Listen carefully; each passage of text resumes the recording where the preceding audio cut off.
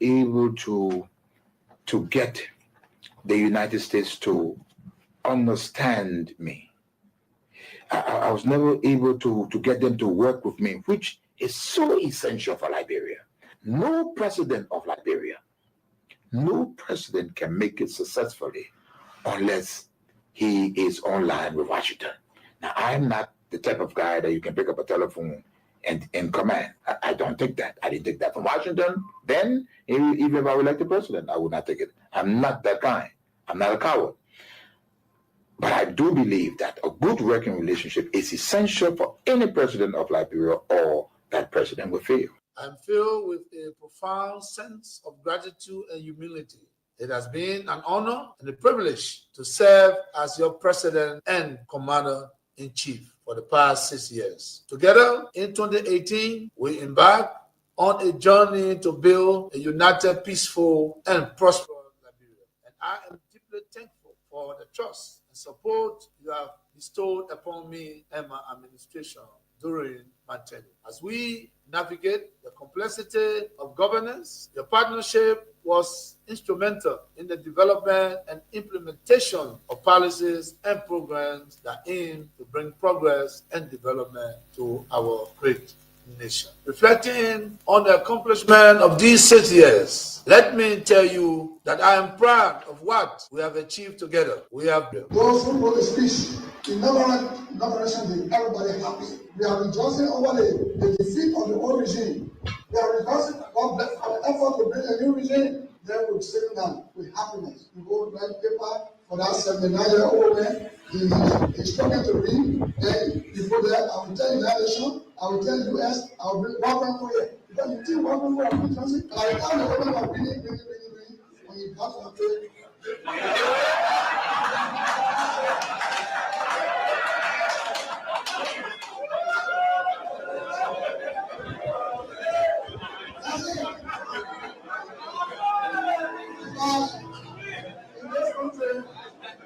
When you elect a clown and you think that he will be a king, what he does is to convert the kingdom into a circus. This is what we must deal with, and this is what we must say. Who do we elect into our public offices? Because, as I've said before, when you allow hyenas to take care of goats, why should you be surprised when the goats are eaten? This is the same. And Africa is only going to realize our potential in all areas when, by dint of choice, we enable and allow our best men and women to serve in different areas. I've heard it being said about Lee Kuan Yew in Singapore. I've heard it being suggested about Mahathir Mohamad in Malaysia. I've heard it being said about Japan. I've heard it being said about other countries, but there was a conscious decision on the part of those individuals and the followership. We always talk about leaders, but we never talk about the followers. The followers must also style up. Africans on average are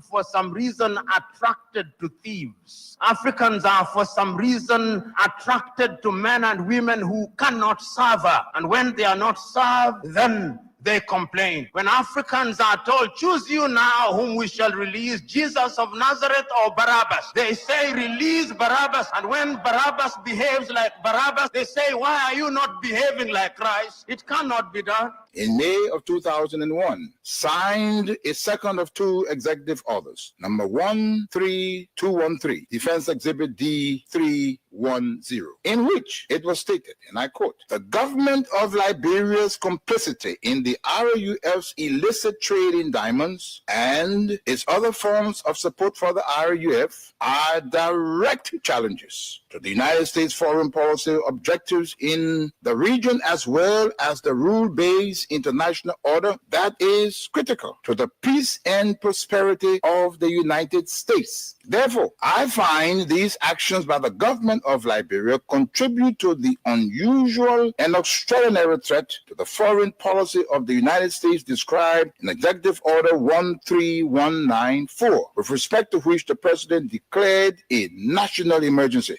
This executive order did not say the alleged complicity, it concluded the complicity. The conspiracy was born, all systems put into motion, and here I stand today. I never stood a chance. This is the broader contextual matrix called and capitulated. Now, this demonstrates the significant pressure that was brought to bear on President Obasanjo, irrespective of his personal. In Malaysia, I've heard it being said about Japan, I've heard it being said about other countries, but there was a conscious decision on the part of those individuals and the followership. We always talk about leaders, but we never talk about the followers. The followers must also style up. Africans on average are for some reason attracted to thieves. Africans are for some reason attracted to men and women who cannot serve her. And when they are not served, then they complain. When Africans are told, choose you now whom we shall release, Jesus of Nazareth or Barabbas, they say, release Barabbas. And when Barabbas behaves like Barabbas, they say, why are you not behaving like Christ? It cannot be done.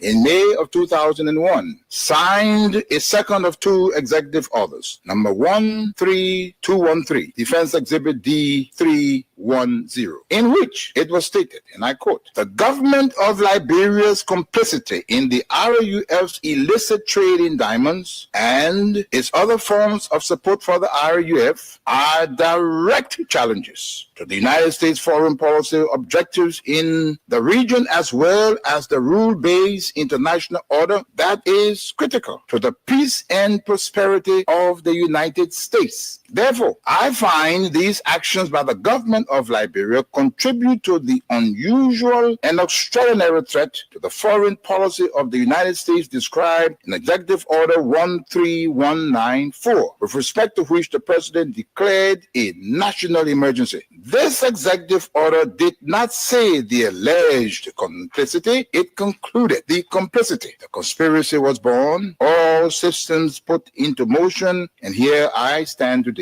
I never stood a chance. This is the broader contextual matrix that regrettably did not and still has not seen the light of day in these proceedings, despite the gallant efforts by the defense to unearth and reveal the contextual framework behind the charges against me. Now, with the two executive orders, the dogs were let out, so to speak. What followed was a dispatch of the attack pack led by Lieutenant Colonel David Crane, Defense Intelligence, 30 years, prosecutor. He, Crane, unlawfully unsealed the court's sealed indictment to his handlers, senior U.S. government officials at the U.S. Embassy in Freetown, and was never held to account. The rest of the operational team are Colonel Brandon Hollis, Defense Intelligence, CIA, U.S. Air Force, Senior Trial Counsel, and now prosecutor. James C. Johnson, U.S. Army expert, 20 years, unconventional and special operations, Chief of Prosecutions for the SCSL.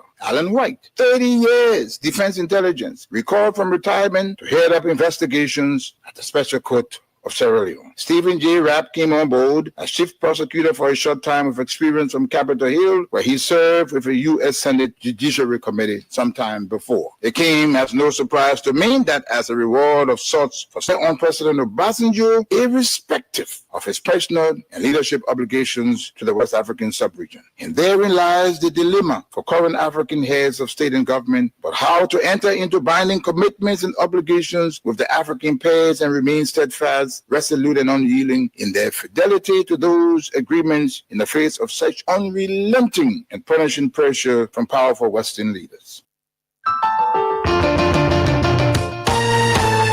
My people, where you at? Where you at? Wake up on your stomach, stop slipping. Wave your hands, wave your hands, wave your hands, wave your.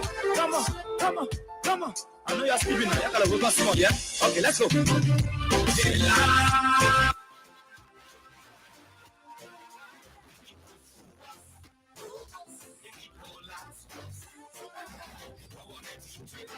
Another beautiful day.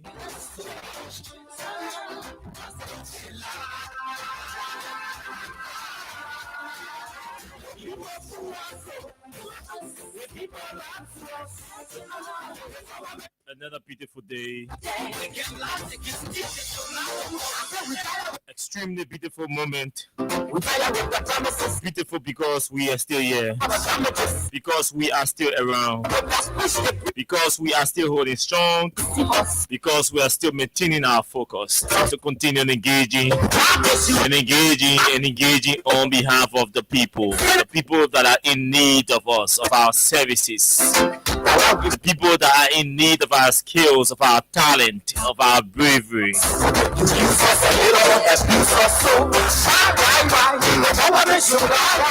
It reminds me of a famous quote by Ernest Ben. He says, politics is the act of looking for trouble, finding it everywhere, diagnosing it incorrectly, and applying the wrong remedies.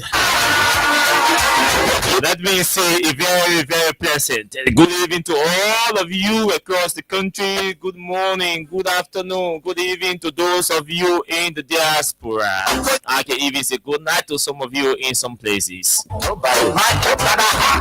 friends, our fans, our followers, our critics, and even those of you who do not like the things we say and the way we say them. It's good to have all of you joining us tonight from your different locations to talk the issues. As we posted on our social media page, particularly Facebook, we said we're talking politics. We will not talk politics until 9 o'clock tonight. We were going to talk money, and cash giveaway until 9 o'clock. And at 9 o'clock, we run into some key political issues, focusing on the deep conspiracies that are taking place or that are influencing major decisions in the executive mansion and the national legislature.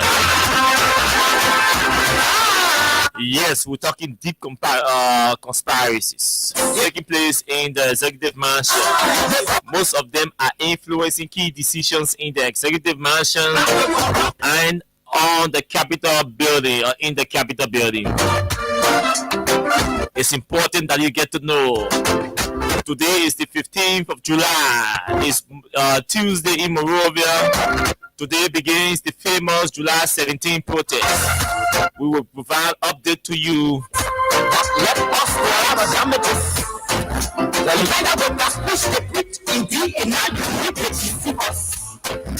Oh, what is happening with the Liberia Traffic Management Team, the Liberia National Police, the Ministry of Transport, the Ministry of Justice, the Executive Mansion?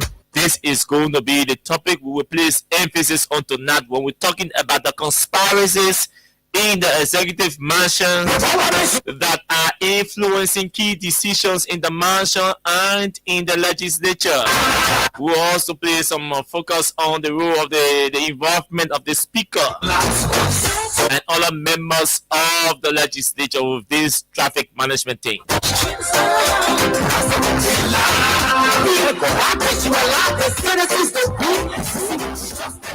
This is Freedom Hard Talk. This is 87.9. This is Austin Kawa, your usual host. This show is proudly sponsored by Crime Stopper Liberia, and we are in partnership with Win Liberia, Yanxing BA. So let's take a few words from our sponsor and our partners. When we come back, we welcome all of you who've joined us tonight on our Facebook Live.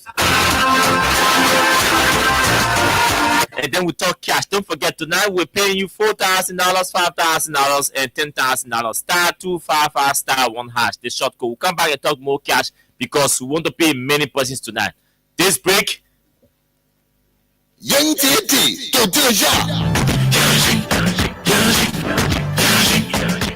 Introducing Yanjin Beer from Beijing, the newest sensation in town. Yanjin Beer is so smooth and light. You can drink it, wake up in that morning, feeling very energized. And you wicked boy, the woman will be very happy. No headache, no eye steaming.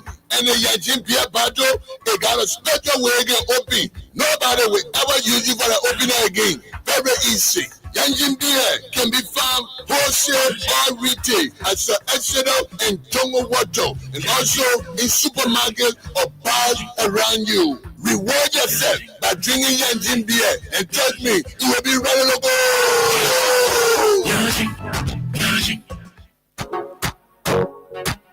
My brother, God can bless anybody. Win big today with Win Liberia on Freedom FM. Yes, for just $100 Liberian dollars or 50 cents United States dollars, you can win from 4,000 Liberian dollars up to 10,000 Liberian dollars. And for $200 Liberian dollars or $1 United States dollar on jackpot days, you can win from 15,000 Liberian dollars, 50,000 Liberian dollars, 100,000 Liberian dollars, and up to 1 million Liberian dollars. For these amazing prizes, dial *255*1#. Again, dial *255*1#. The more you play, the better your chances. It's Win Liberia Cash Giveaway on Freedom FM. You want me to do what make me robber? And tell me so many no.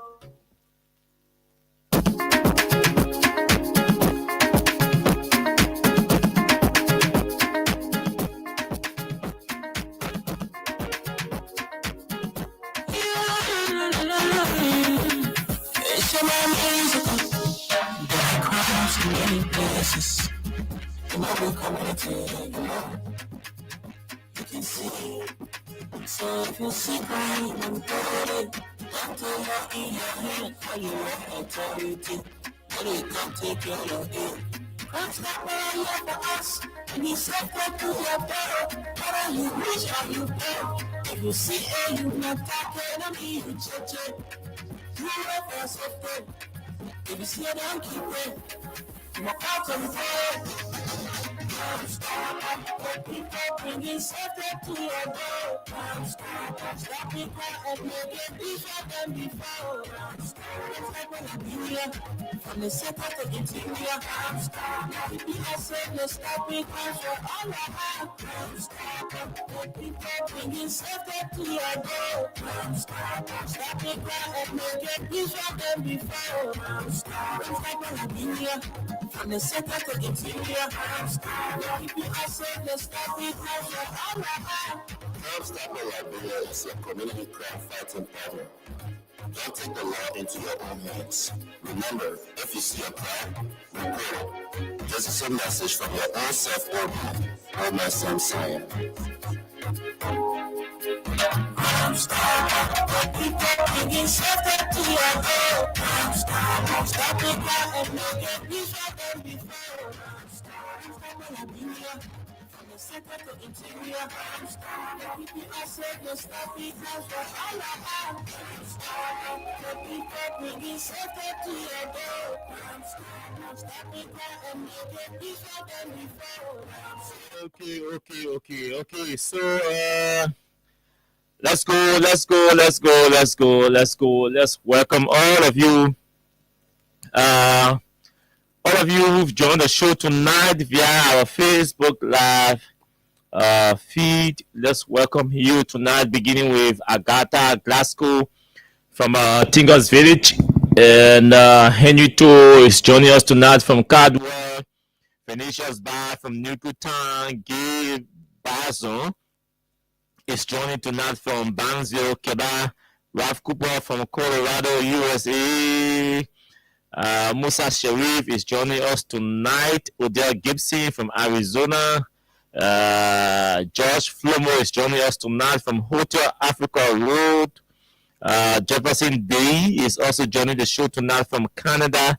Mohammed Balo has joined the show from Broadville City, where I live. Ivan Simple is also joining the show tonight. Dubon Hill is following tonight as well. Madun Dole is also joining from Babulu County. Musa Sharif from Vata. Soul Clinic Community represented by Asata Miller. Edwin Saka from Omega Community. Modiba Kroma is joining us tonight from River J County. J Augustus Help is up Broad Street. Councillor Choko Siwini is joining us from Hotel Africa Road. Sorry. Habel Magibi County. Benum Kamara is following the show tonight as well. Mawata Bediti Samuel Lat Cooper is joining from Cardwell. Thanks to all of you and welcome to the Tuesday's edition of Film Hard Talk. It's good to have all of you joining us. Please share the show in your different chat rooms and on your social media pages if you can, to invite others to join the show. Hilton Wulajedo from Sando, thank you. Welcome to the show, gentlemen, ladies. It's good to have all of you. It's good to have all of you joining the show tonight. We have so within 30 minutes, we have to I always place emphasis on the integrity of our voices here and the integrity of the platform. So when we say something, especially when we make them official on our social media handles, we love to follow that, fulfill that as well. So we told you we're going to do talk cash until 9 o'clock. At 9 o'clock, we talk politics. So for those of you who've been playing the cash giveaway, so now we want to use, Tuesday, we give our money up to 9 o'clock. So the short code, and I'll say I need you to listen very keenly to the short code, because we have other in-house issues to talk about, the protesting, the appointments. Mr. Braga has made some appointments in government, and all of there's an article from the Liberian investigator that I want to read at least 3 or 4 paragraphs, or 5 maybe, that is also tied to the conspiracy conversation we're going to hold and all of that. So listen to the short quote, because like I said last night, we're going to set threshold. Once we reach the threshold, we start paying catch, and we want to do that within 30 minutes, because exactly 9 o'clock we will talk politics and conspiracy too within the executive mansion. We told you beginning July straight to December and moving forward, it's all about what we know as deep conspiracies about politics and governance within our country. We start revealing them. We gave them 1 year, 6 months to do everything, to settle down, to adjust, and all of that, to calibrate or recalibrate. 1 year, 6 months are enough time for any responsible and serious government to adjust and settle down. After they shall have settled down, now it's time for us to engage them on their issues, on their performance, on their activities, just about everything happening within the country. So it's time now. No holding back. It's about to engage. So let's engage. Now, those of you playing the cash giveaway, yesterday you guys were impressive. The announcer that took over for me did additional 3 or 4 draws and paid people for $5,000 each. So tonight we're paying $4,000, $5,000, and $10,000 in different categories, depending on the transactions that we will get tonight. So I could do a draw and say I'm paying you $5,000. I could do a draw and say I'm paying you $4,000. I could do a draw and say I'm paying you $10,000. Now, this is how you play, and tonight I will play along with you, so we follow the process. I'm using your smartphone. So for those of you who are using button phone, what we call the button phone, those of you who are using the button phone, you will dial *255*1#. That is for those of you using button phone to play the catch giveaway. You will dial *255*1#. That's the short code to play. So if you dial *255*1#, you will see that 2 options will appear before you. 2 options will appear before you. Option number one will be asking you whether you want to play in Liberian dollars. And option number 2 will be asking you whether you want to play in US dollars. Those are the 2 options. Any option you select, you send, and you enter your mobile money password. Any option you select, you will send and enter your mobile money password. If you select option number 1, you will see it there. You send and enter your mobile money password. Now, for those of you using smartphone, for those of you with the smartphones and playing the cash giveaway, you will dial star 255 star 1 hash hash. For those of you using the smartphone, you will dial star 255 star 1 hash hash. That's for those of you using smartphones. When you do that, the same two options will appear before you. Option number 1 will be asking you whether you want to play in Liberian dollars, or option number 2 will be asking you whether you want to play in US dollars. Whichever option you select, you send, and then you enter your mobile money password. That's all you do. Now, the cost, you only have to pay 50 Liberian dollars or 25 cents in US dollars. That's all you have to spend to play the cash giveaway, with the Win Liberia cash giveaway, and win for yourself $4,000 or $5,000 or $10,000 tonight on the show. It will happen right here. We will pay people right here tonight if you play the cash giveaway. So I will go over it for the last time, and then we'll move on to something else. We'll come back, we'll look at the transaction. At the moment, we will start paying from 200 transactions upward. So the moment it reaches 200 transactions, we'll start paying or start doing jaws straight up to 9 o'clock. If we lock it at 4 jaws, 5 jaws, 3 jaws, 2 jaws, 1, whatever the transaction is, we'll pay. So 200 transactions up, we start doing jaws straight up to 9 o'clock, and then we go into our political discussion. Now, again, the short code for those of you using button phones, the short code for you is star 255 star 1 hash. You send, follow the instructions. For those of you using smartphones, the short code is star 255 star 1 hash hash. So the only difference between those of you using smartphones and those of you using button phones will be the hash, double hash. Because those of you using the button phone will dial star 255 star 1 hash, 1 time hash. And those of you using the smartphones will dial star 255 star 1 hash hash. That's it. So let's go in-house and see what do we have in-house to deal with. Let's see what do we have in-house to deal with. So let's see what do we have in-house to deal with. This article was published by the Liberian Investigator. And so under the caption, loyalty over law. Loyalty over law, as in LAW law. Loyalty over law. The Unity Party's dangerous drift.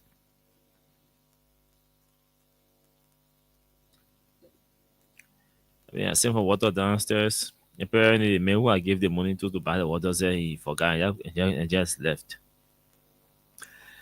So,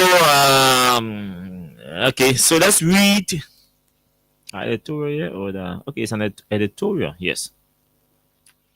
So this is the editorial in the Liberian Investigator under the caption, loyalty over law, the Unity Party's dangerous drift. You know, in the news business, editorial represents the opinion of the paper. So the first casualty of power, it is said, is principle. In Liberia, that casualty is now showing up in court dockets and jail rosters.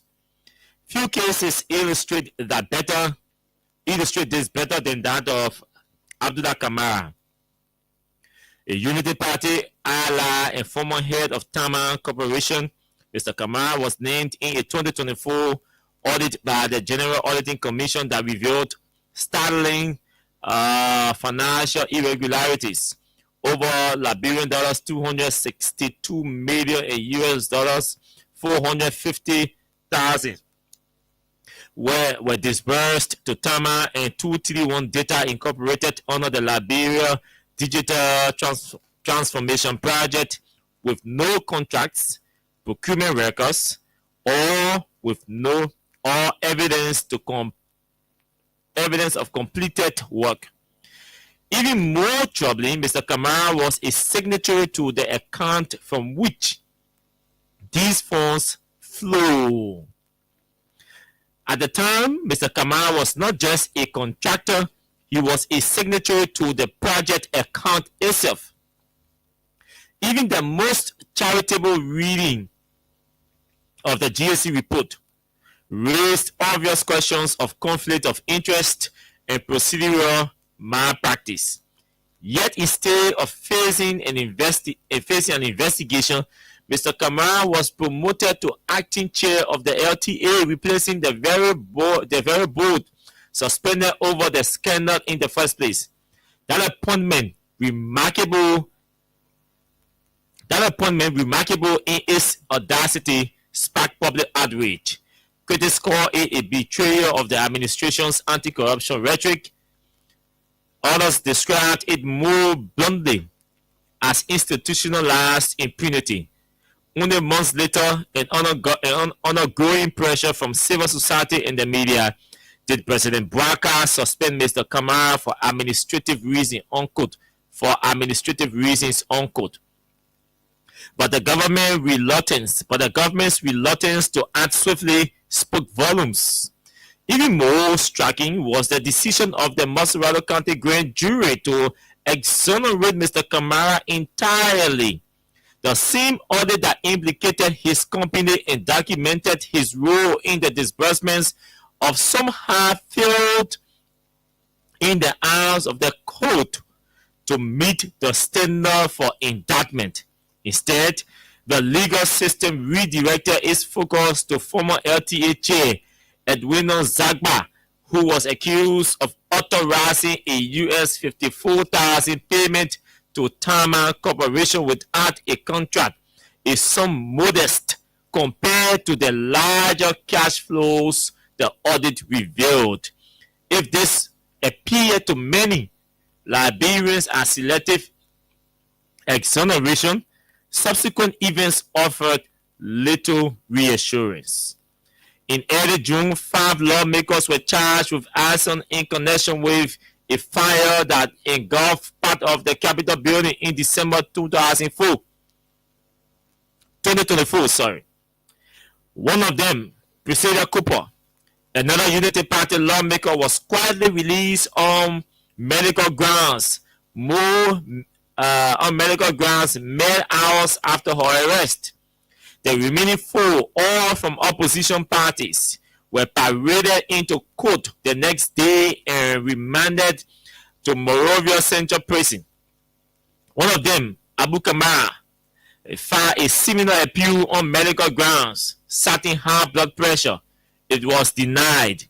No explanation was offered. None apparently was necessary. Taken alone, these decisions may seem like procedural quacks, but taken together, they suggest a broader trend that the wheels of justice in Liberia now turn more swiftly for some than others, and often not at all of those aligned with the ruling party. This is not about guilt or innocence. Somebody up there has to bring me water, man. This is not about guilt or innocence. Both Kamara and Cooper may yet have defensible cases. What is in question is the evenness of process, the neutrality of the judiciary, and the perception growing ever stronger that political allegiance shields some from scrutiny while exposing others to its harshest edge. This is not new in Liberia, but it is newly brazen. President Braga rode into office on a wave of anti-corruption rhetoric, promising a reset after years of what many saw as permissiveness under the Weah administration. Yet the early months of his tenure have been marked by the same old tolerances favoring allies, rewarding insiders, and meting out justice in shades of partisanship. Sorry. So yeah, so that's it. That's an editorial of the paper about the same things we've been talking over and over and over and over and again. So when these other media institutions who are not being linked to political allegiance try to elevate the same things we say here repeatedly, it's good that we feature them here so you know that we've been giving you tangible information and content about the government. So the protests began today. The protest activities began today, the 15th of July, and the mobilizers are in the different communities. They are urging all of you, those of you who will be coming out on that day, for the protest to be assured that your safety is guaranteed under the Constitution of the Republic of Liberia, and that you should not be deterred by what you saw being displayed today by the police, and all of that. And so President Bola made some appointments or nominations in government today, which we found time to talk about, especially Angela Bush Cassell, who was once at the Ministry of Transport and left dirty and nasty and stink records at the Ministry of Transport today. She's been sent at the LTA. We spoke about that before, and nobody seems to have it here. So but that's where we are. So let's see what's happening around here with the cash. So let's talk some cash about you and see what we can pay you up to. Is 60 minutes to 9 o'clock. So within this time, let's go to the dashboard and see whether we can pay you all some money. The short code again, we told you the short code to play for those of you using the button phone. The short code is *255*1#. Sorry, for those of you using the button phone, it's *255*. Let me go to my dashboard quick. I'm about to pay. I'm about to do a draw for the first winner. Okay, so let's see. Let's go to get it. Let's go for it. So those of you using the button phone, you will be the short code to play for you is *255*1#. That's for those of you using the button phone. And for those of you using the smartphone, the short code for you is it's *255*1#. That's the short code. So you got the code. Let's see whether we can do our first draw.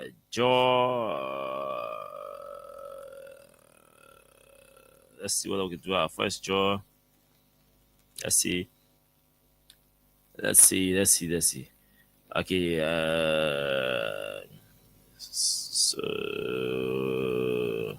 Okay. So that's what I think the thing is running slowly as you're playing.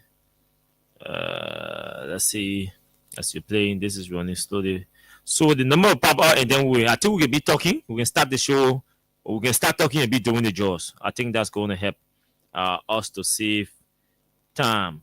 So while we're doing the draw, we're talking, and then if we do 3 or 4 draws, I think at the close of the show, the last 5 minutes, we'll call all the winners. We'll do the draws, we'll keep them. At the end of the show, we'll call all the 5 or 4 or 3 or 2 winners and confirm receipt of their money. So as we're talking, just be playing the cash giveaway so we can be able to save time and don't make the show boring.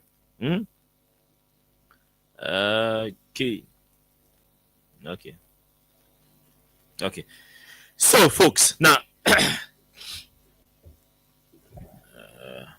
SB, you didn't treat me fair. Yeah, you didn't treat me fair.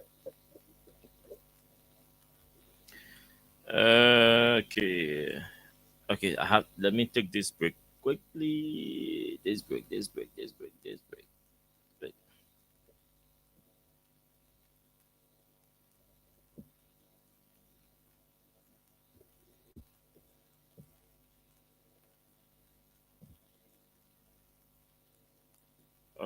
What's happening?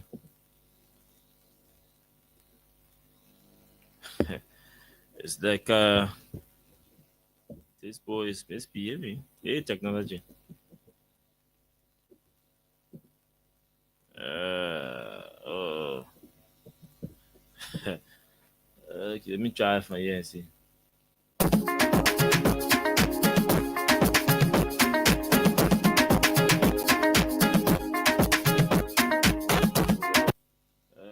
What's happening here?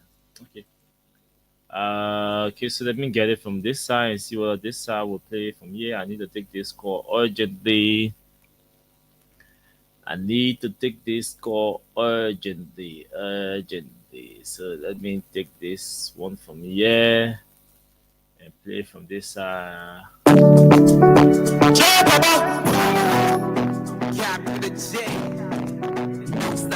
International baby.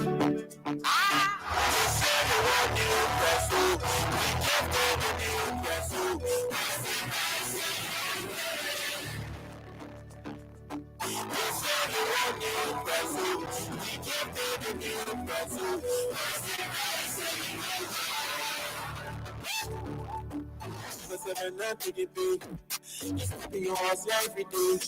When I call, I say, I'm getting yours every day.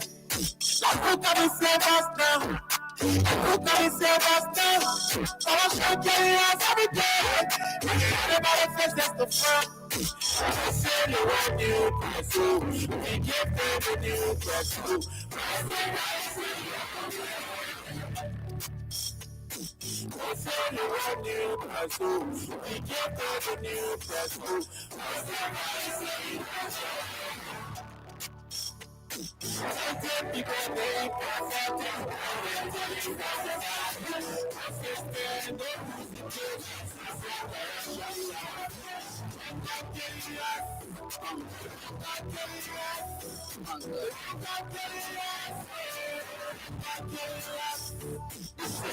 There were war shots, so I don't so hungry man, so I'm going to bring all the holla day, a Russian state in it. Too many habits of a hunger state killing us. You have to see it next day in the thing. You got a people that will vote that state fooling all the time to us. So hope and the promise of the mix. It's a flag, that's a carry our vote for us. That's why the lead or important thing. Not to see a rocket boy with the senior team. You keep my mind, I will vote for you. You go to school, I will still vote for you. Don't come to school, I will really make it for you.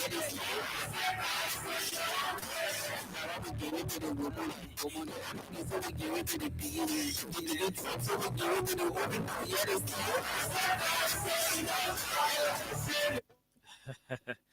Okay, folks. Yes, thank you. Welcome back. This country called Liberia. So now,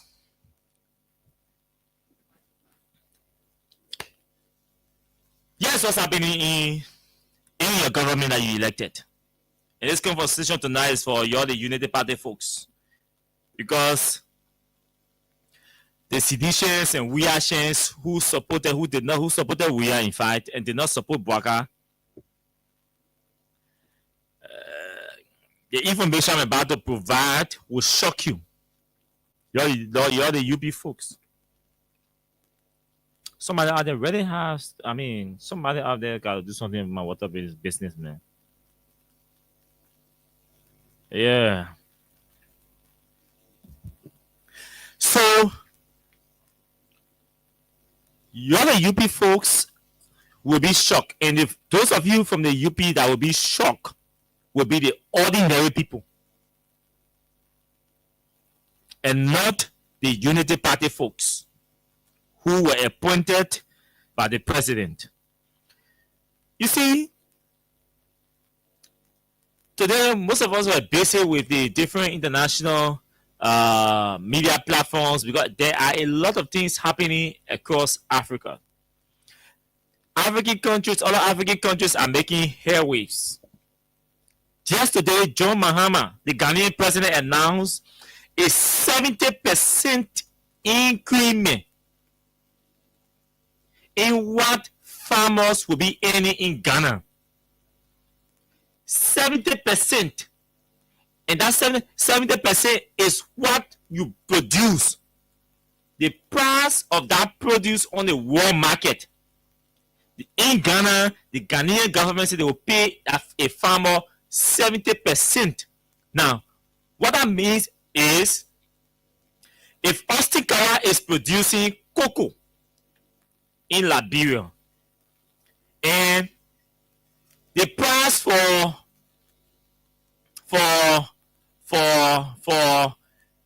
maybe, let's say, 1 metric ton of cocoa is 50 Liberian dollars, and on the world market, okay, I have to take this break again, folks. So please bear with me. This conversation is getting important, and the costs are too much. Let me play for you. Yeah. Cheer, Papa! Cap with a J. No side G. International, baby.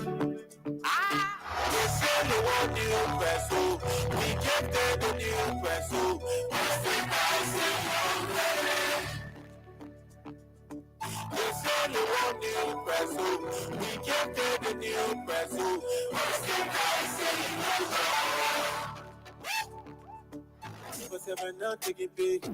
It's tapping your horse every day. We don't talk. So that's what it is, right? So this means, I was setting an example. So it means the Ghanaians are saying, all of those who are producing in Ghana, the farmers, if you're producing cocoa in Ghana, and in Ghana, 1 metric ton of cocoa is sold for 50 Ghana cedis, and on the world market, it is sold for, let's say, $100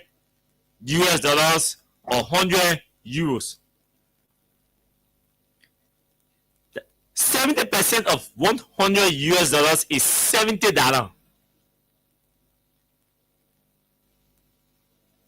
So the Ghanaian government is saying they will pay you per metric ton $70 per metric ton. That is, if 1 metric ton of cocoa is being sold at $100 on the world market.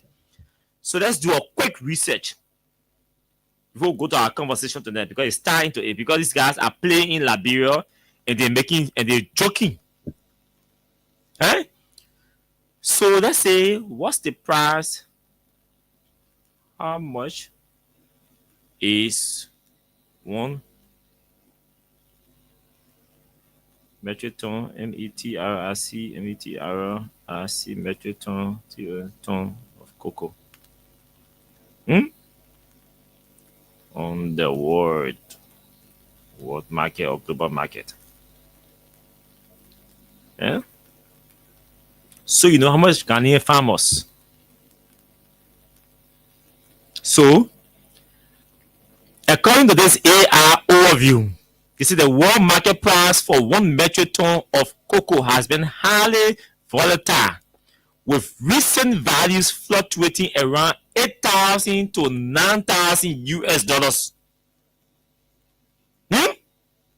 This is fluctuating between 8,000 to 9,000 US dollars, though it reached a record high of over 12,000 USD in early 2025, meaning by January, February 2025, a metric ton, 1 metric ton of cocoa was being sold for $12,000.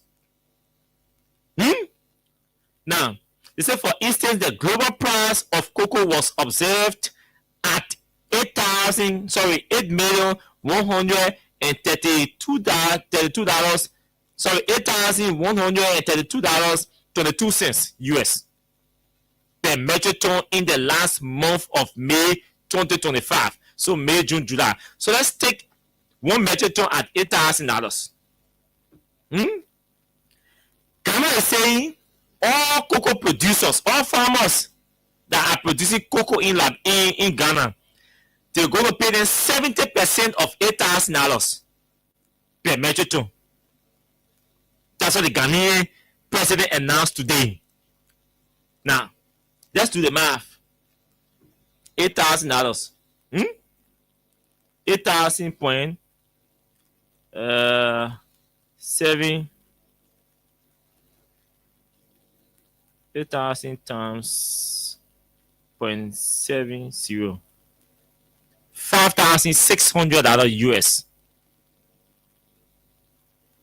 $5,600 US. So the Ghanaian, if the price of 1 metric ton of cocoa is being sold at $8,000 on the world market, the Ghanaian farmers will now make 5,600 in Ghana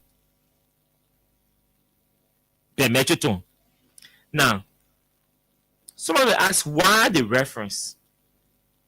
Just simple. Ghanaians are prioritizing, the Ghanaian government is prioritizing Ghanaians. It's prioritizing Ghanaians. I knew we forgot. It's prioritizing Ghanaians. Yeah. Oh, stuff. Oh, sorry. The process you forget you bring people to order for me. So let me just I need the water. Yeah, I can manage this one. So the Ghanaians are prioritizing Ghanaian farmers. The Ghanaian government is concerned about putting more monies in Ghanaians, especially farmers. There are too many things will happen. One is that when more monies are invested or placed in the pockets of Ghanaian farmers, the Ghanaians will produce more because they will invest more in farming. So if a Ghanaian farmer was maybe producing cocoa on 2 acres of land, and you give him 70% of what it is being sold for on the world market per metric ton, it means you're giving that Ghanaian more money, that Ghanaian farmer more money, and he or she is going to use that money to expand production. And when production is expanded, you're going to supply more on the market. Because cocoa is valued and one of the most valued cash crop in the world. You're going to supply more the world market. When you export, let me use the word export. You're going to produce more and you're going to export more. And when you export more, Ghana has a high tariff on exportation. So when you export more, the Ghanaian government makes more money, meaning the farmers are selling. The Ghanaians are taking taxes, huge taxes on exportation of their cash crops that live in the country. So the Ghanaian government makes money through that revenue, general revenue agency. The Ghanaian farmers make money, and then it builds the Ghanaian economy by increasing the middle class. Meaning the Ghanaian government is going to expand their middle class in the next 2-3 years. Have a strong middle class in the country. And it's even going to lift people or farmers out of poverty to prosperity. What are we doing in our country? What are we doing in our country? We are going to the Ministry of Transport and taking a responsibility from the Ministry of Transport that was given to her through statutory laws, and giving that responsibility to a company, a private company that is being operated by foreigners, by Lebanese. We said no, the Liberian government, we are too stupid, we don't need money. So Transport Ministry is generating around $48 million between $48 million. Yes, within 4 years. That's around there. Around $48 million in 4 years. The Ministry of Transport was generating that money within 4 years. That's the minimum. Between 40 to 48 million within 4 years. So if you divide that amount, divide 40 million by 4. It means the Ministry of Transport 10, 20, 30, 40, $10 million annually. It means the Ministry of Transport was generating at least $10 million annually. And that money, 100% of that money was going into government revenue. The new government said, no, we don't want 100% of the money you guys are generating from the issuing of driver license and all of that. We want to give the money to Lebanese. So what we do? We only want 30% of this money. So we as a Liberian government, we only want 30% of this money. The banana money, y'all give it to Lebanese. That's what that's what this concession is saying. The concession that is scraping up off the responsibility from transport is saying we the government, we only want 30%. We're begging people for money, and we are saying we are rejecting 70% of our revenue. We're waiving 70% of our revenue to a Lebanese, and setting down for 30% in the concession agreement. Not only that, this is what our government has done with this whole traffic management thing that you need to know. So we take our time and tell you what they have done. The Liberian National Police are saying the concession was signed by President Weah in the Liberian traffic management, right? That's what they're saying. According to them, the concession was signed by President Weah, President Salif, sorry. According to them. So it is confusing at this point. At one point in time, the concession was signed by President Salif. At another point in time, concession was signed by George Weah. And at another point in time, there is another concession signed by Joseph Boakai. I have the concessions here, the two concession agreements. I have one concession agreement that is signed by George Weah, and another one that is signed by Joseph Boakai. Two concession agreements. That's the first thing we have to note that requires reconciliation before traffic management people can resume the function, if they will resume the function. So it means that there are two different versions signed by two presidents. One former president, one current president. Not only that, it says to you that there are two copies of this concession that must be reviewed. That should require review. Not just that, the fact that there are two concession agreements, it means there are two separate sets of witnesses to this concession agreement. To the two separate concession agreements. We are told reliably that the concession was done as if Ministry of Transport never existed. That's what we're told. This means the Ministry of Transport, our sources deep inside the executive mansion have confided in us that the concession agreement was done as if to say the Ministry of Transport does not or did not exist. Meaning, Transport Ministry was not involved in the conversations that led to whatever they now call concession.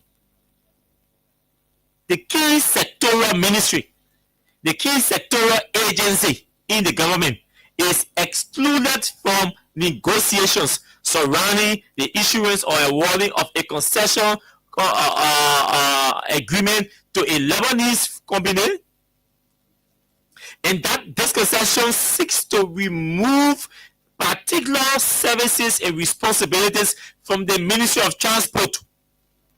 But the Ministry of Transport was never considered. That information, I can say to you that it is 89.99% correct because the source is strong and reliable.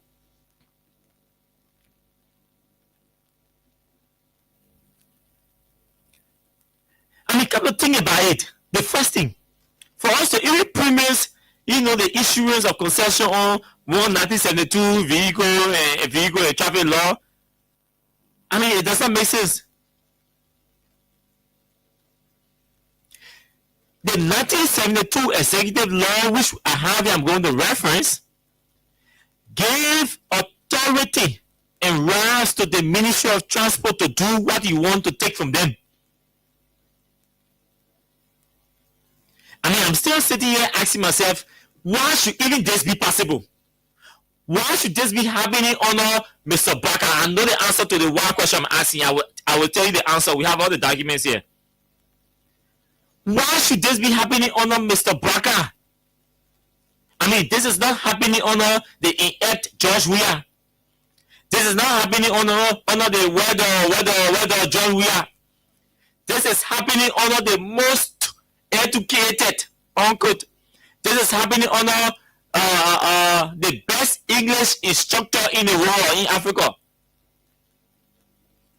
This is happening under the best English speaker in Africa.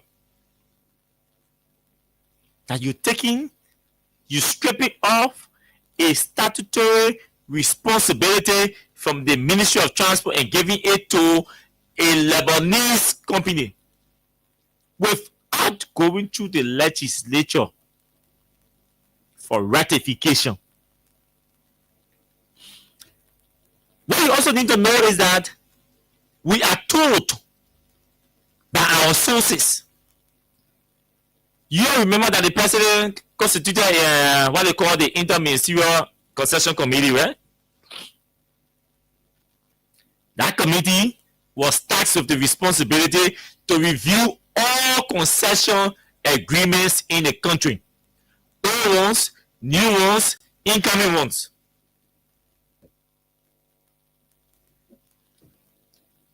All concession agreements, to review all.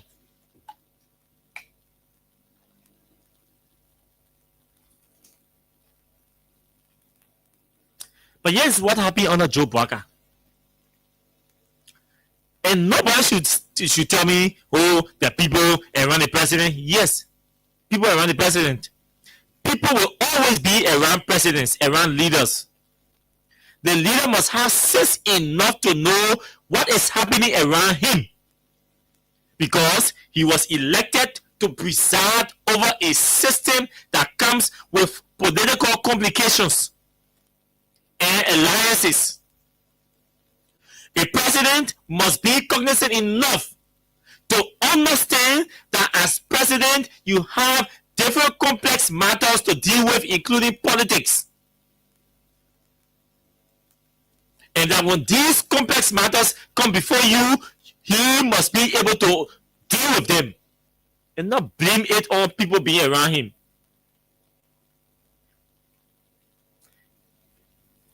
Now, the Interministerial Concession Committee did not even invite, according to our information, did not even invite the Ministry of Transport to a table, a round table, a stakeholder discussion. Imagine you taking a responsibility from the Ministry of Transport and giving it through a concession to another company. And you say, no, I am not even bothering the Ministry of Transport. As far as we're concerned, it does not exist. You know why? Because had the government invited the Ministry of Transport authorities, they were going to unearth the improprieties in the concession. They were going to do so. But that's the essence of public hearings. You call stakeholders, you call experts, people who serve in those positions or in those roles before. You call them in to come and guide you in making decisions for the country. But somebody said, no, if you call transport ministry people, ignorant it too, say the people come here and they will unearth all these discrepancies or improprieties in the concession. The questions that could have been asked. How can LBC the giving Ministry of Transport function to LMTR in concession? If you want to strip the responsibility from the Ministry of Transport, that the Liberia National Police is supposed to make that decision, and then we are sitting in a country under a so-called sophisticated system, most experienced president, And the Liberia National Police is the one making announcement, public announcement, and all of that. Announcing when there is the legislature, when there is the NRC, when there is MICA or the Ministry of Information, everybody available. It is the police that keep telling you, hey, a statutory responsibility that was given to you, Ministry of Transport, we are taking it from you. The police, oh, that the police talking anything. The police. Just sit and imagine. Sit and imagine that the Liberia National Police is the one assuming the responsibility of the legislature now, stripping off the responsibility from the Ministry of Transport and shifting it or awarding it to the Lebanese through a concession agreement. This is what you should know. This is exactly what you should know. Do you know how many years the police has awarded to the ministry to the Lebanese this concession agreement? They said 25 years.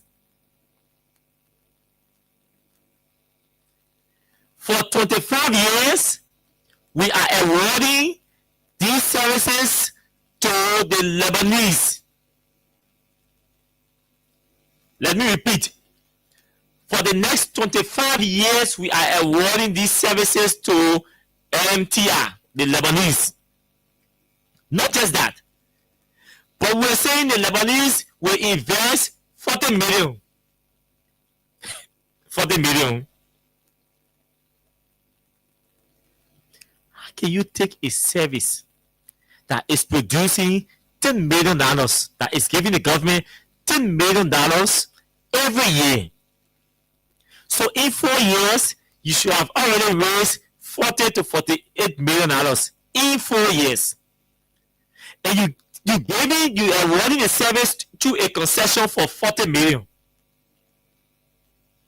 I mean, think about it.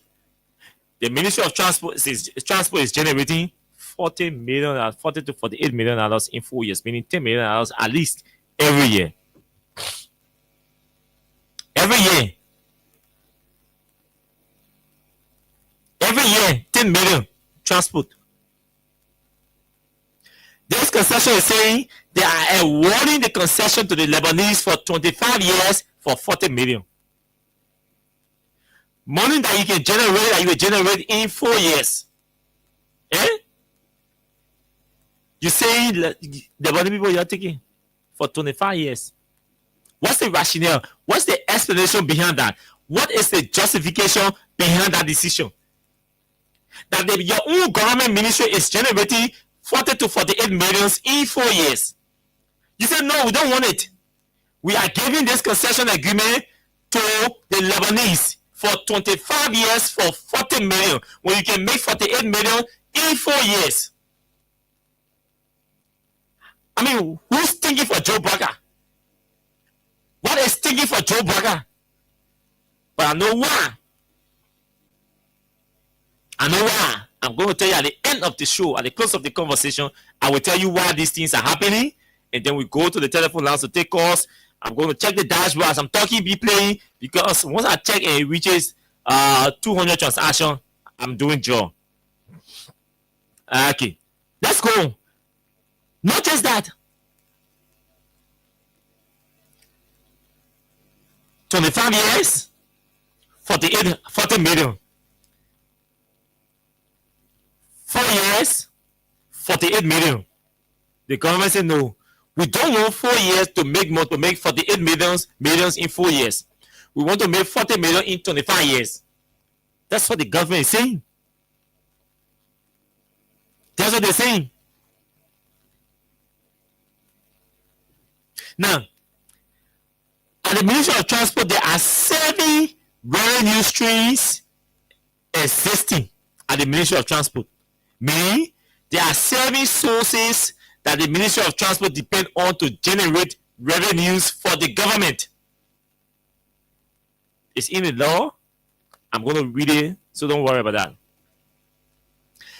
I repeat, the Ministry of Transport has 7 major revenue streams or revenue sources. Guess what?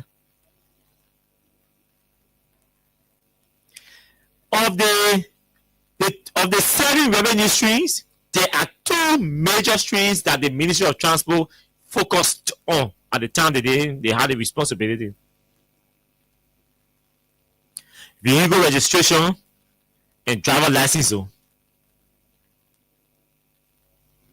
And those 2 revenue streams were generating the 48 million I'm talking about. Not even all of the 7 revenue streams. Just vehicle registration and driver license. That's what I'm talking about. So that's what the Ministry of Transport was generating in 4 years. 48 million in 4 years just from vehicle registration and driver license.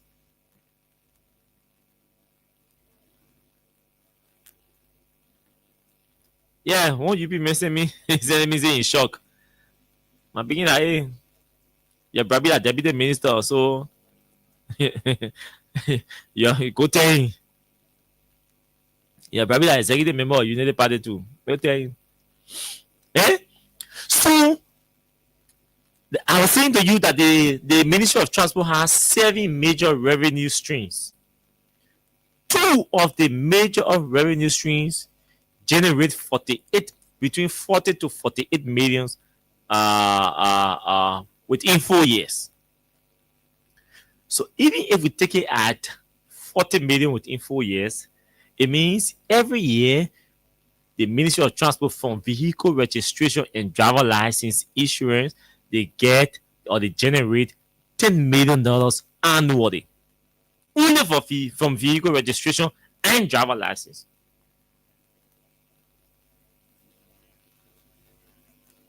Who's measuring or monitoring that 40 million they say investment? That's another concern. Who is monitoring or evaluating the 40 million investment? Have we been able to establish that those Lebanese actually invested $40 million in a country to do what we are giving them to do? We need evidence that PPCC and other people, LRA, NRC, we need, because to invest 40 million, it has to be evidential or evidentially proven. What can LRA share with us? What can the NRC share with us? The Bureau of Concessions, what can they share with us? To prove that these Lebanese actually came here and spent or invested $40 million in this country for us to believe. Because it's a 25-year dinner. So these kind of concessions, the financial investment will not just come in 100% in whole. So we need these different proofs. We have to ask these hard questions. You are making between 40 to 48 million in 4 years, or you're generating 10 million every year. You say, no, I don't want 10 million every year, I want 3 million. Got 30% of 10 million at 3 million. I mean 30% of 10 million, yeah, 30% of 10 million. Yeah. So you say you don't want 70%, you want 30%. So 30% of 10 million annually at 3 million. So the government said we are waiving 7 million and taking 3 million annually. And this is only going to exist in 4 years. After 4 years, when Braga is leaving, that liability will be shifted to the government that will succeed him. So this is another liability. This is how government come in power, and they leave liabilities or financial liabilities on the preceding government. Sorry, succeeding government. That's what they do. Because you are signing concession, Braga is 81 years old. If you add 25 years of Braga age, do you know how old he's going to be? Is it possible that Braga can live to even see the end of that concession agreement? So he does not even care. So they are just recklessly making decisions for the country. The day I hear anybody telling me, oh, we're going for aid, or World Bank, please do this, that the World Bank and IMF and European Union people coming start on them. Because our government has proven to be, just irresponsible, unprepared, unserious. Imagine World Bank is reviewing your revenue streams. You're talking about budgetary constraint every day, crying that the government is experiencing constraint of the budget to fund our major priority instruments. And you are waiving 70% of a major revenue portion under the Ministry of Transport that LRA heavily rely on.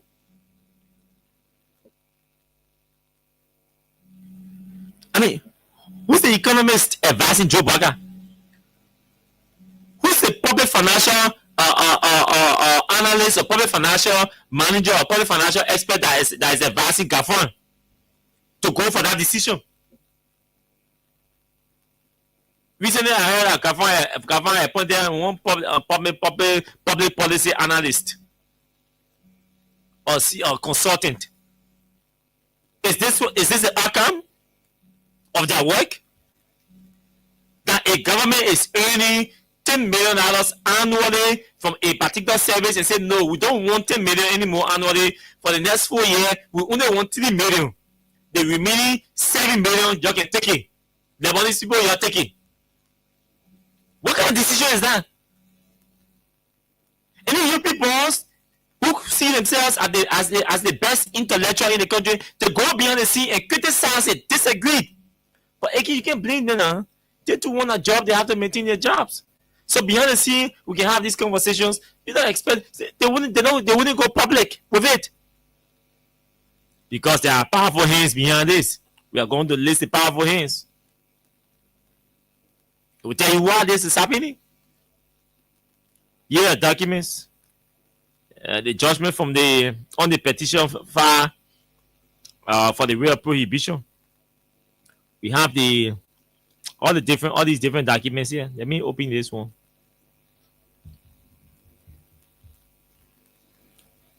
See what they have here.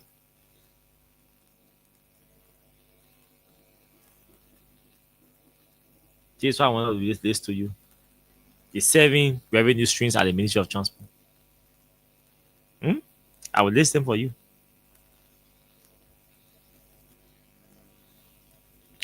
Number 1, they do traffic ticketing. Traffic ticketing. That's what the Liberia traffic management going to be doing. Traffic ticketing, roadworthiness, vehicle inspection, driver's license issuance, vehicle registration, city parking, vehicle towing and impoundment, and driver testing and certification. Yeah. So all doing city parking, all that city parking thing you're doing are on MCC and other municipal authorities, that are helping the township of how they call 2 community townships there, and the Congo Town people, you go to Painesville, all of that. All those city parking things, they're turning all those services over to the Lebanese. All city parking activities, everything, to turning that service over to the Lebanese. Lebanese that will be doing city parking. So the day you see one Lebanese man standing in the street, one Lebanese man come with city parking and park your vehicle, don't get surprised. Don't disrespect him. It means the people have started working. Now, we're just complaining about giving Lebanese people, issuing the Lebanese people a lot of foreign national work permit. These people are going to be doing street monitoring, enforcement in the street. If they tell you Liberia does not have the expertise to do this, to operate their cameras and their different equipment, so they put the Chinese in the street to start operating their equipment and their cameras, what will you do? What will you say about that? Because they're going to also install street cameras. In fact, they have started already installing street cameras at ERW roundabout. They have started already. They have started already. Face recognition camera, all these kinds of stuff. Vehicle vehicle registration, recognition camera, all these things. They have started installing them at ELWA Junction. So when you see Lebanese people in the street, you gotta be careful, because when Lebanese men slap you or beat you for traffic violation, don't get vexed. Don't be surprised. This is what the Liberia National Police has brought on us, along with Joe Barker, under the approval of Joe Barker. I can call his name because I have evidence to prove that he has share in this business, and that's why they have offered him share in the business. He has accepted share in the business. But we'll soon get to the list of shareholders in the business. So you see why they are pushing this. In essence, the country will be losing 7 million annually, but the Lebanese will not be taking the 7 million. That's why I'm not going to get angry with the Lebanese. That 70% that we're losing is going in the pocket or the pockets of government officials in the First Family and the Minister of Justice. That's it. So they're adding, oh, we're taking, government will take 30%. How will you give government 30%? They say nonsense Sekou Dugbe did. He said on the poll, really, according to him, he renegotiated contracts with APM Terminal, GTMS, and gave the country 30%, and the remaining 70%, they renegotiated and reshifted them to Joe Barker Jr., said the First Family people, he Sekou Dugbe own a company, and all of that. What is that? Why in the world?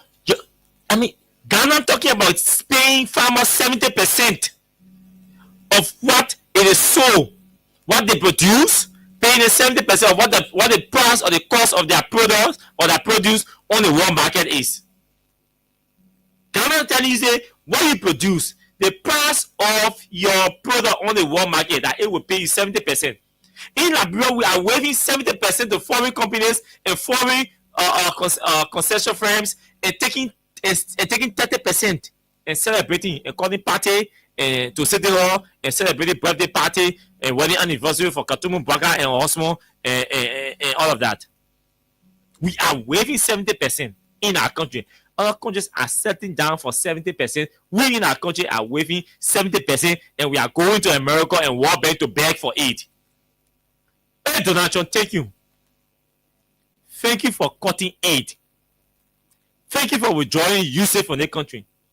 Y'all save your American people money and spend your money in America and on Americans. If we in Liberia are so damn stupid and we do not want to behave like civilized people, good for us. If we in Liberia do not want to behave responsible enough, where we sit down and value our image, value our country, and value our natural resources and our services that we offer here, and build a bid high for them, that's our business. They shouldn't come to you begging. They should not come to you begging for aid. Because this does not make sense to me at all, folks.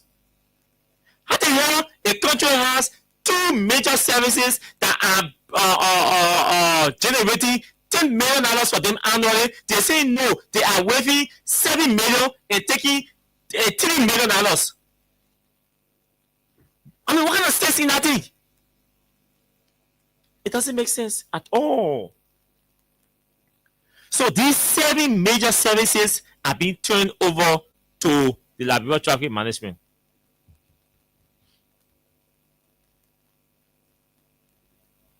This is where we are. This is where we are. So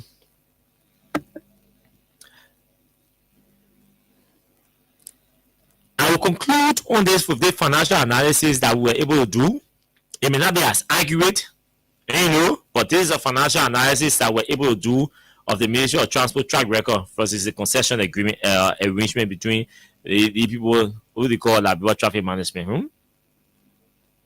So some of them will say, with these figures, let's run a quick financial analysis between comparatively with the Ministry of Transport in the so-called concession company. Let me rotate this one. See what we were able to establish or find.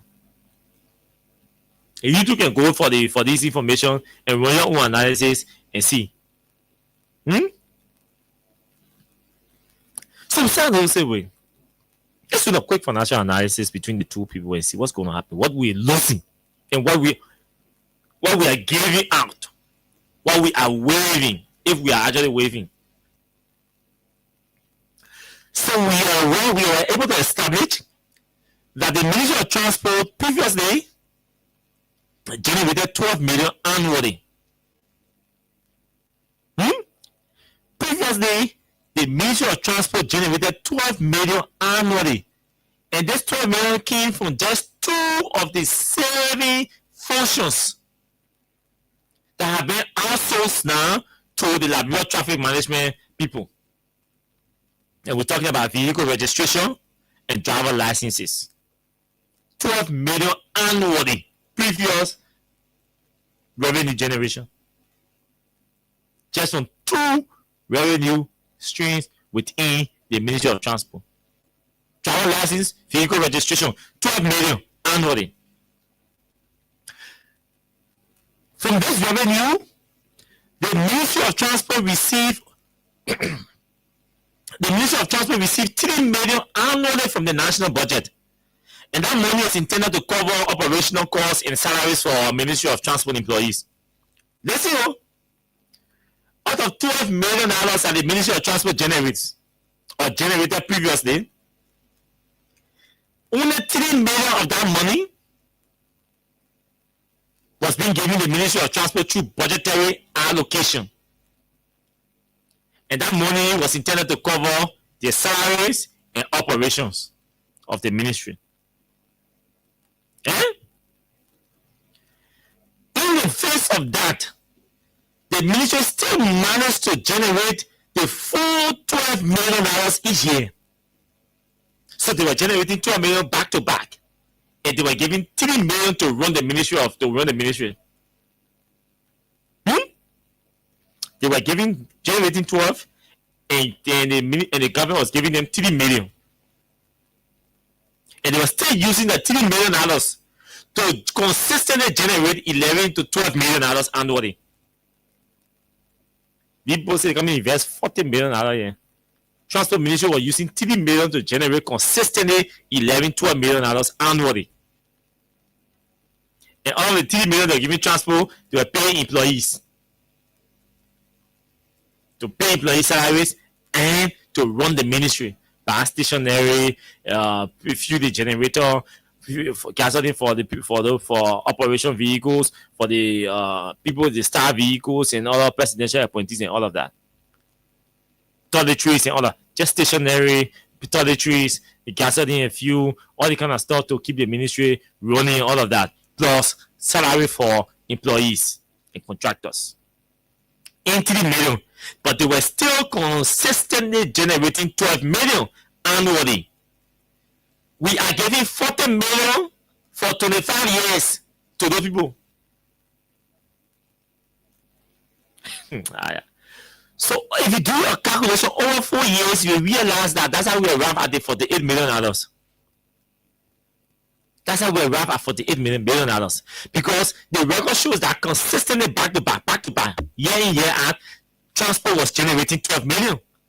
And transport was spending $3 million annually to generate $12 million annually. This person can spend 40 million in this country to generate, to spend 40 million in this country for 25 years. So imagine how much they will be generating annually. Lebanese people, how much will be going in their pocket? So you listen and say, okay, now we let's do our math. We say 12 million, for example, annually, times 4 years. 12 million annually, times 4 years. Times 4 years. So we see that it was used to fund the ministry operation. You still be left with 36 million. You still be left with 36 million. Eh? You will still be left with 36 million.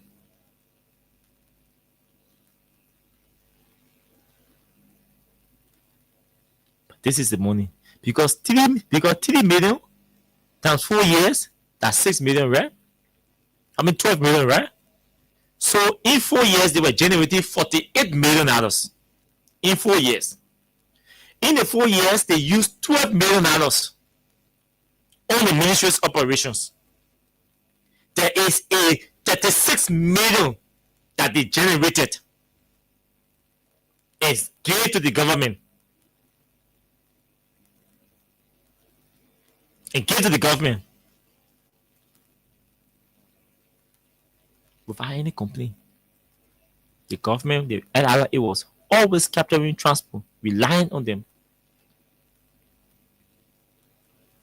Now, look at the revenue sharing under the new concessions, which I spoke about. In the concession, the people telling you, oh, the government liability, they say 70% will go to the traffic management operator. 70% going to the private traffic management operator, LMTR, and then 30% will come to the government. How can you do that? You can do that. You can do that.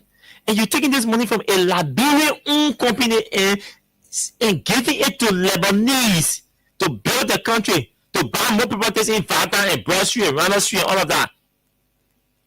And you're taking this money. Even if you don't like John Ubuti or Seri Taro, and you want to take that responsibility from the Ministry of Transport. So there's no Liberian company in this country. If John Ubuti could do it, a Liberian man. So no other Liberian company in this country could do it. I remember Angela Bush Cassia was at the Ministry of Transport. She awarded this contract to Union Strong Group, a Liberian company, even though it was a company operated by her family people, her brother-in-law. And I still remember in 2015, we flagged that issue. But there are Liberian companies that can do this job. What take?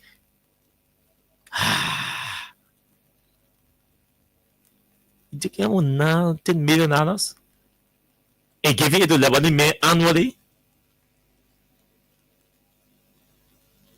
Now, if you read the previous arrangement between MDMC, the Liberian company, and the government, the previous deal, the government had 55%, the highest share. The deal that we are canceling right now, the deal that we are canceling, the government had 55% share, and the private company MDMC had 45%. How can we take it? We Liberia, the country had 55% share. The private company MDMC had 45% share. In the new agreement, we are giving 70% share to the Lebanese and taking 30% share. We are reducing our share. Liberia is the first country that goes into a concession agreement and reduce our share instead of pushing to increase our share. Then I see the same people beating on ArcelorMittal. The whole government of Liberia say, you're listening. Does that show that we are a serious country? You have 55% share in a company, in a concession agreement. You come to renegotiate and you reduce your share from 55% to 30% and increase the new company's share to 70%. Hey, what is happening to us? And I hear that the legislature took siege of the matter, but I still saw a statement today from Greg Como, the police. I still saw a statement that the Liberia traffic management folks are resuming operations tomorrow. They started installing our cameras. I saw picture and all. They started installing our cameras at AIW roundabout. Now, in essence, let me hold on to this. Let me hold on to this. I'll hold on to this thing. This whole share thing, 35% share going, 15% share, 5% share, 15% share. All the people are going to, I will hold on to this other information until tomorrow. Yeah. For some other reasons, I will hold on to these shares. Here are the shares. 35%. The shares are broken down into 35%, 15%, 5%, and 15%. Did they lie saying 70? You know what to do? They went and negotiated and reduced Liberia's share to 30% because they wanted to distribute the remaining share amongst themselves. So they gave the company 70% share, and then they took, as a country, 30% share on paper. In essence, in practical sense, these shares are going. The company only get, I will call the company owner share. The company only get 35% share in the whole business. The company, we are giving 35% share to the company in this business. Don't allow anybody to fool you that the Lebanese are taking 70%. No, it is our government that do not respect us. It is our officials that do not respect themselves. That's why the Lebanese treat us like dogs, like cats, like animals, like cockroaches, because we behave like animals. You imagine government officials, senior government officials going into a deal, a concession agreement.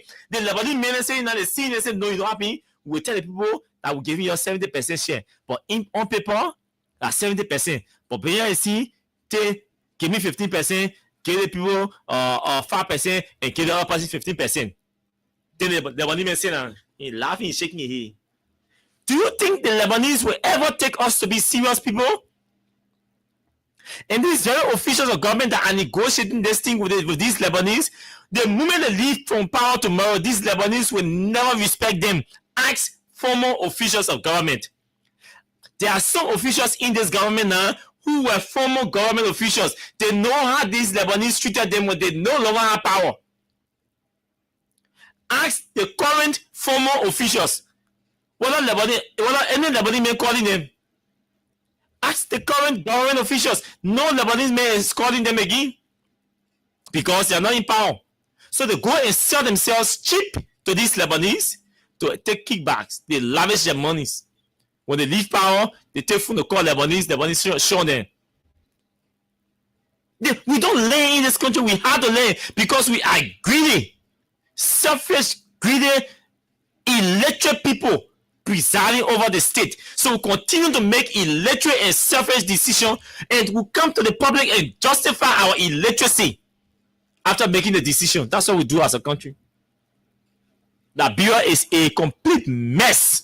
I can say that to you any day. I can say Joe Bugger, I can enter executive mansion and sit down right in front of Joe Bugger and tell him that he is presiding over a mess called country under his regime. Liberia is a mess. I can tell him in your face. Because with this concession agreement, it says to me that, hey, we are all for nothing. We are all for nothing. You reduce your country has majority share in a concession agreement. You go to negotiate and reduce your share to 30% and increase the new concessionaire share to 70%. And you want to tell me that Liberia is a serious country? That Liberia is a country to take serious? Americans, my hats off to you. I will always respect you.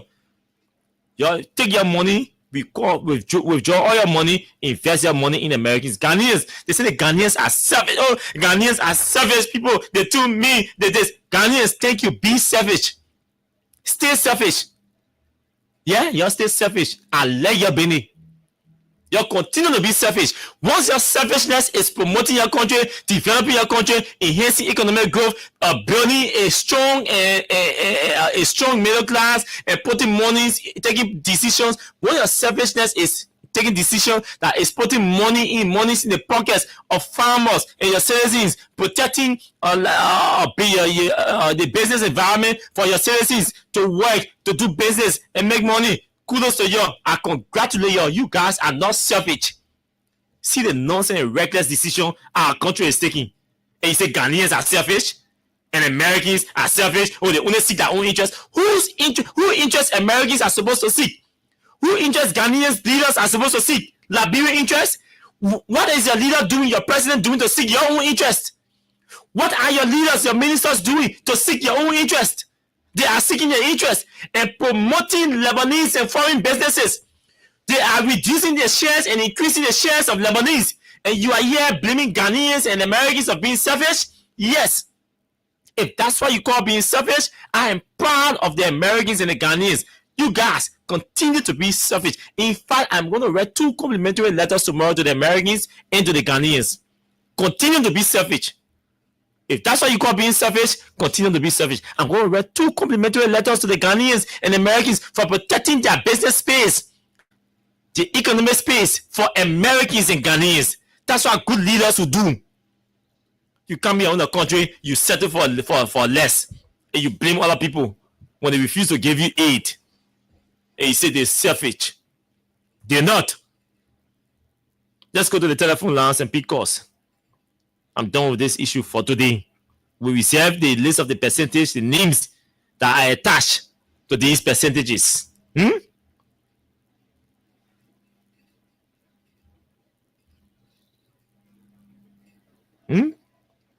So 0776 104 104. But I think okay, the cash giveaway, right?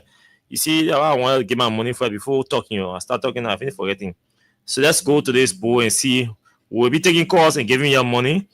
So let's go to the board and see whether if they transaction you reach 200 transactions, I will not pay money. I mean, I gotta be clear with you before you say, oh, Austin a liar, Austin they know. I always place emphasis on the integrity of this platform. So we have to pay money. It has to reach, let me see, it has to reach 200. It's just around 118 transactions. It will reach 200 before I start doing draws. I'm not going to lie to you on the one. Say I shouldn't lie to you. Yeah. We got respect.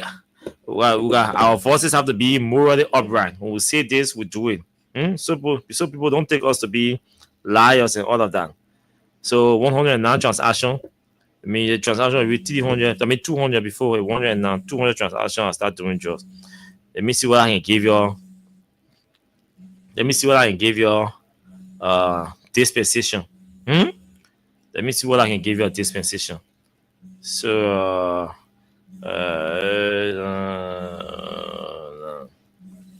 Okay, let me see. I'll give you a dispensation when we reach 150. I'll pay one person. When we reach 150, I'll pay one person. When we reach 250, I'll pay one other person. That's what we're doing.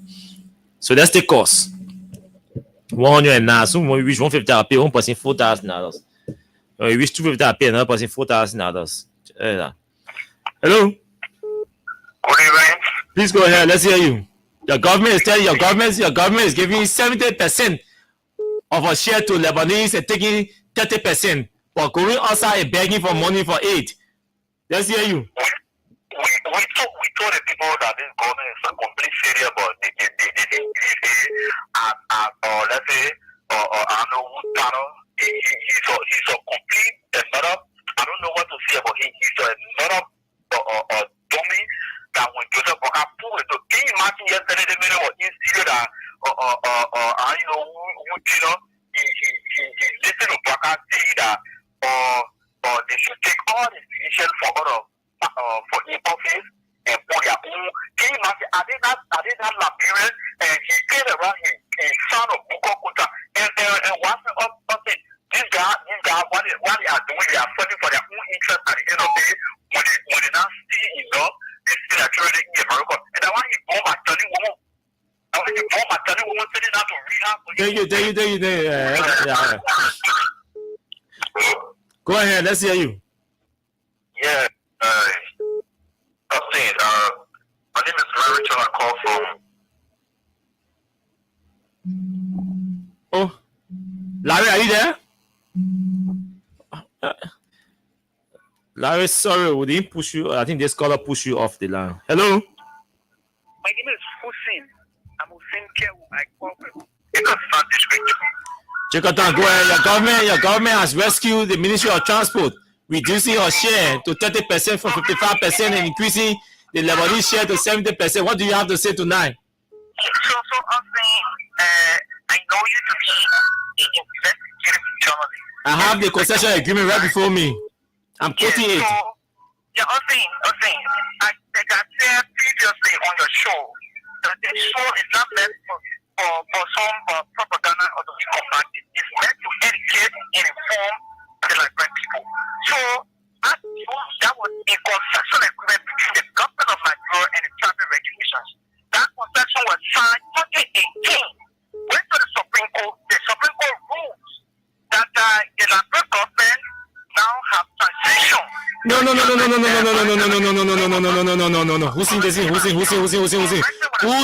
Hussein. Yeah, let me correct you first. The conversation here tonight, the case you are referencing was authority issue or right issue. The conversation here tonight is not about who has the right to award the contract.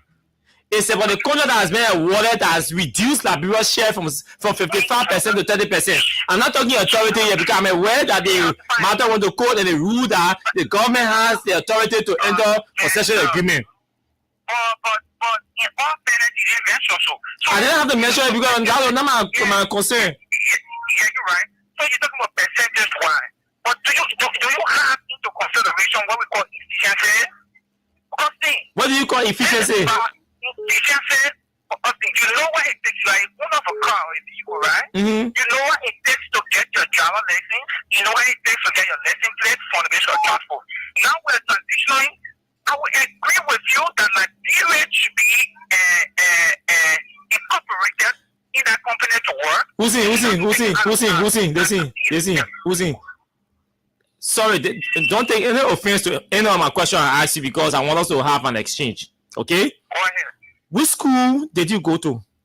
I mean university. You better one. Okay, I want to AMU. Which school did you go to? You better one. No, let's exchange. Let's no issue on. The University of Nigeria. You want to UL? What did you read? No. Hussein, you answer my question today. No, you're not that into that. No, well, because Hussein, what did you read at the University of Liberia? No, but if you tell me your public about some of the things you said. No, because no, your understanding of what your I'm concerned about your understanding, your IQ about the subject matter now. So I got a question on that. I've been into this for a little over 25 years. So nobody teach me how to communicate on the radio. No. It's not about communicating on the radio. It's about the subject matter. Your understanding of the subject matter, because it is based on your contribution. 1 minute now. It is based on your contribution to the subject matter that we will use to determine your knowledge about the subject. But they didn't even mention that conception was agreed upon in 2018. You didn't mention us. No, I mean you joined the show later because no. Hello, Hussein. You know, I'm not letting that. You joined the first year. You joined the show later because you left the line. God be my witness. I did not cut him off.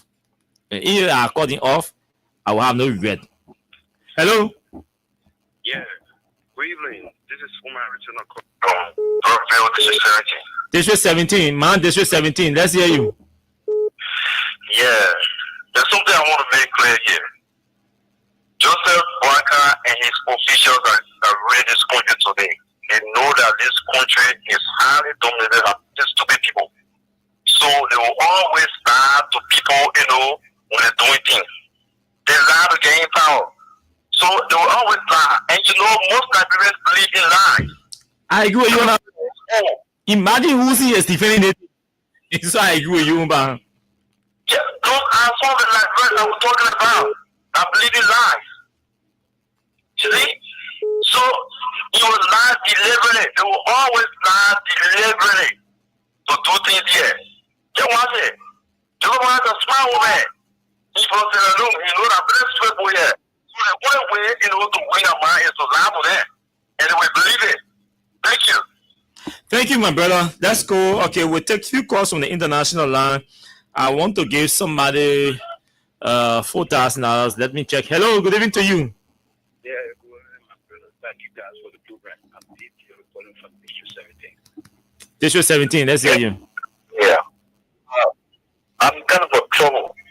What really troubled me when I listen to your analysis on the amount that the government will be giving out to the companies, and then what should we receive? 30% to the government, then 70%. My brother, why? Why would you give a company such an amount? Then so tell me, we wanted the money to try to generate to develop the country. But the secret part is there is what he just said. This guy will book the agreement with the company, and all of them will get their cost. Yeah. So the percent you're talking about is not going directly to the company. The breakdown is here: 15% going to somewhere, 15% going to somewhere, 5% somewhere, and then 30% to the government. Exactly. Let me tell you, Lebanon, not all of them, but majority of them are corrupt. Oh yes. So when they get to the kind of corrupt something, it will be a case they know how to play the game. The three things I noticed the Unity Party for: they are good at lives, they good at dealing, and they good at stealing. Thank you. Thank you very much. Let's go to the diaspora and talk to this person. Good evening to you. Thanks for joining us. I think it's in the afternoon there, right? Yeah, it's actually in the afternoon time. And I know that you guys are getting ready to go to bed. Thank you very much, Austin, as usual, for the show. I really admire you and KOK for your presentation. You got to tell the story to the Liberian people, a whole different way. I appreciate that.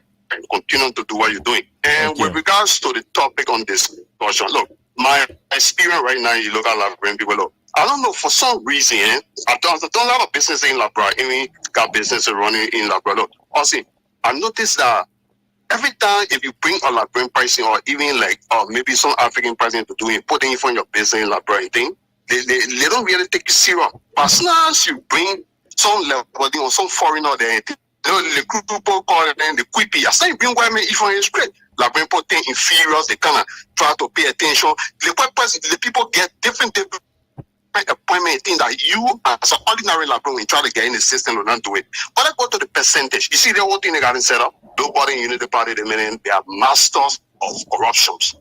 That whole thing they set up, you take licenses, things that give you secret about people. In America or Canada, you don't give your lesson to anybody.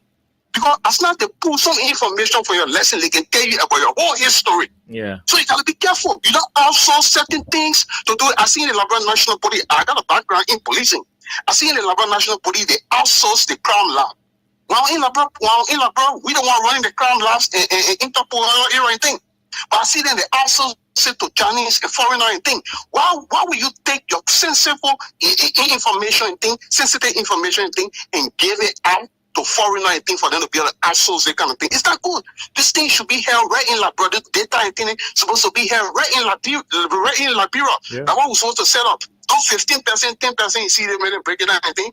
The percentage the government have, they still maintain the percentage for the original deed. But what it is there, the more percent that governments will go, they call it to the side, then you see that 15 and 20%, they break it down. When you go check, you see someone get 2%, all of them break it down. I think it's not just the transport ministry. The breakdown is here, my brother. I have the whole breakdown. I'm just postponing to tomorrow for some other reason because we want to go detail in no time. But the breakdown is 15% going to somebody, another 15% going to some family, 5% going to someone at the Ministry of Justice, and then 30% to the government. Exactly, and this is the target. And when you look at that 5%, 10% thing, they break it down on themselves. They're doing the same thing. The people came into position. They established a whole new insurance company. All the insurance company, you know what? You know who they target? They target the vulnerable police officer on it, because police officer on it, they need insurance for the families and other things because the job that they're doing. So they look, we play on it. We bring insurance for them now. Ask how many people in the institution that the new insurance company is actually covering a thing. You see, all the things look good and thing, but you got to bring it and let the people see it. Be transparent. Don't do it for fear or you have to benefit anything. But tomorrow, we'll go and look at all the. These are some of the reasons they went to the Capitol building that they burned 25 years of government history and record because they don't want us to know what they're going to be doing. So, Liberian people, you got to open your eyes. These are some of the reasons we are here calling on protests and things. You got to hold the government feet to the fire. You got to show accountability for your people, man. Yeah, I've never experienced anything from President Biden. I will tell you the truth. Oh yeah, sure. And the records are there. So I didn't expect anything. So we all know, but I'm begging you, continue to do what you're doing, Austin. I went like, bro, I met you in camp, what you guys are doing right now. You know, I love the idea that in the morning, or where you think will come on. Abu. Then in the afternoon, another person come up. Then in the other time, look, you guys are just informing on anything. Sometimes we're in the morning, we glue to you guys too long, following the latest. They just continue to do what you're doing now, and we pray to God to continue to bless you. Thank you so much, my brother. Thank you so much. Okay, I think we'll still 2 more minutes and take 2 calls or 3 calls in 2 minutes, and then we go home. Good evening to you. Thanks for joining the show. Let's hear you in 30 seconds. I'll say hello from New Georgia. It's been a while. Yeah,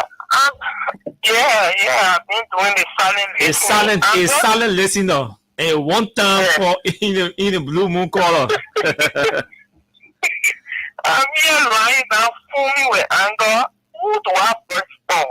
Because I've been listening, to this view. I've been listening for a period of time. I've been listening to it, and I felt that since those people came out and went to the capital to protest, I thought the government would take over this. I'm hearing from another station breaking news that the people will start on Wednesday. Oh, yes. Yes. Today I drove around the ERWA area. I saw the folks after that installing cameras. Can you imagine? Can you imagine? I'm looking at people asking about the protest and saying we're looking for the messenger was the message is over, the messenger is not. Are you asking about messenger, or you are thinking about what is affecting us? So I'm praying God, I'm sick, but I'm praying God to be well by Thursday. I'm going to go out because it hurts. Just to hear about this, it hurts. It hurts. They said you don't love Nigeria. If you love your country, nobody wants to hear this. I'm so hurt. I'm here just foaming with anger. Who do I first go? I know. No. I mean, thank you. Thank you so much. It's appalling. And all these messages I'm receiving on my phone, I mean, it's just appalling, man. It's disappointing. Let's hear you. Can you switch your monitor off? Hello. You're live. Go ahead. Why you are sleeping?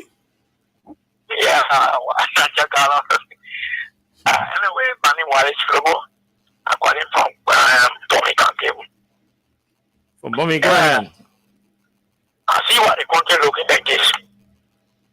Because all this information that we're getting from the media, some of we are planned today. Other countries are progressing. And when we vote for people, they go there, they say we'll go and do XYZ. Even when you go, you see other, when the past government just go, you go, you see things that are going on. You say you find people, so when you just clear on and help the Liberian people, what can happen with folk in the country now? Yeah? We just have to keep voting, my brother. Yeah. So we are feeling high concerning about what we are hearing. So. Sure. Well, thank you. You're welcome. You see, I mean, the ordinary Liberians who are really feeling the pinch of the reckless decisions that our government, continue to make. Cap with a J. No style G. International, baby. They say they want new press. Folks, that's all the time we have to be here tonight. We can assure you by God's grace, we shall be back here tomorrow with another edition and a continuation of this conversation.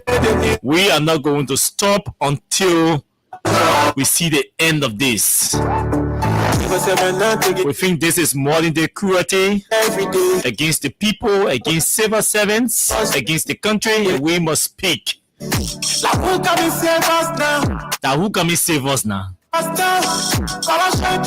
Every day. Okay, thanks to all of you for watching us live. Thanks to those of you who listen to us via the radio and the online radio. And thanks to all of you who are exchanging under the Facebook Live. That's the main portion that I enjoy, the exchanges under our live. Just keep it clean, though effective. Plenty people, they but continue to engage. Until we see tomorrow by God's grace, do have yourselves pleasant moments in your respective areas. My name is Austin Kawa. Baba.